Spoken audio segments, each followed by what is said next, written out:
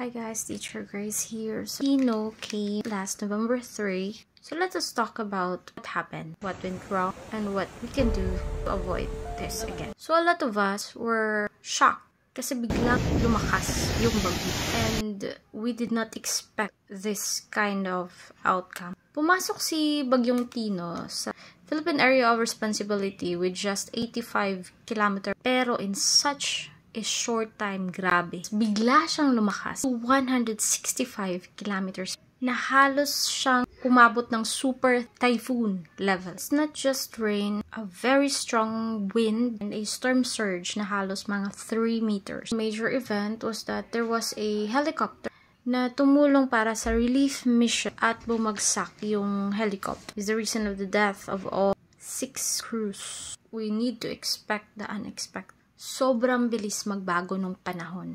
Kaya huwag natin hayaan na maghanda kung andyan na yung sakuna.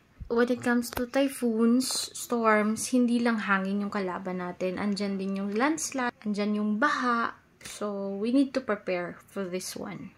I'm looking at you, LGUs, DPWH. You need to take responsibility. You need to improve your performance on this. At saka, pag evacuation, pag sinabi na LGU na go ahead and evacuate, follow naman. Kasi hindi naman to para sa char-char lang, drama-drama lang. It's for your own sake. Stay safe, everyone. Let's continue to pray for all those who are affected. And hopefully, makita na yung mga missing until now.